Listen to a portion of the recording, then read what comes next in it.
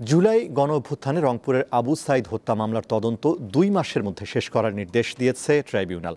এ মামলায় বেগম রোকেয়া বিশ্ববিদ্যালয়ের সাবেক প্রক্টর সহ 4 জনকে কারাগারে পাঠানো হয়েছে।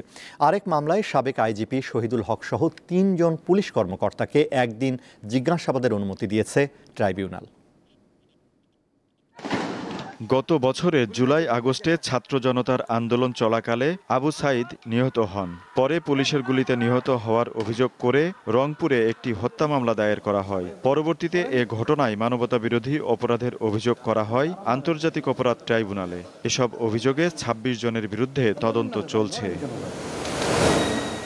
এ মামলায় গ্রেপ্তার বেগম রোকেয়া বিশ্ববিদ্যালয়ের সাবেক প্রক্টর শরীফুল ইসলাম, ছাত্রলীগ নেতা ইমরান চৌধুরী আকাশ এবং 2 পুলিশ সদস্য আমির হোসেন ও সুজন চন্দ্র রায়কে বুধবার ট্রাইব্যুনালে হাজির করা হয়। শুনানি শেষে বিচারক তাদের কারাগারে পাঠানোর আদেশ দেন। 26 জনের বিরুদ্ধে অভিযোগ প্রাথমিকভাবে প্রমাণ হয়েছে। আমরা স্ক্রুটিনি করছি।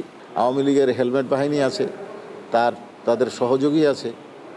এছাড়া যারা অপরাধকে বিভিন্নভাবে উৎসাহিত করেছে, প্ররোচিত করেছে, ষড়যন্ত্র করেছে, তাদের নামও আছে। এদিকে রাজধানীর কল্যাণপুরে জঙ্গি বিরোধী অভিযানে 9 জনকে গুলি করে হত্যা মামলায় সাবেক আইজিপি AKM শহীদুল হক, সাবেক ডিএমপি কমিশনার আসাদুজ্জামান মিয়া ও সাবেক পুলিশ সুপার জসিমউদ্দিন মোল্লাকে একদিন করে জিজ্ঞাসাবাদের অনুমতি দিয়েছে ট্রাইব্যুনাল।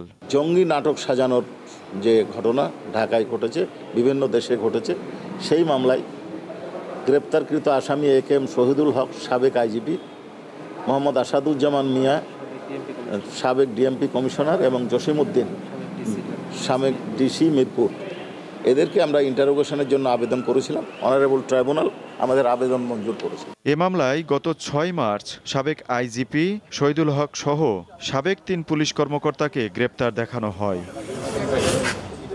আজিজুল ইসলাম, দীপ্ত সংবাদ, ঢাকা।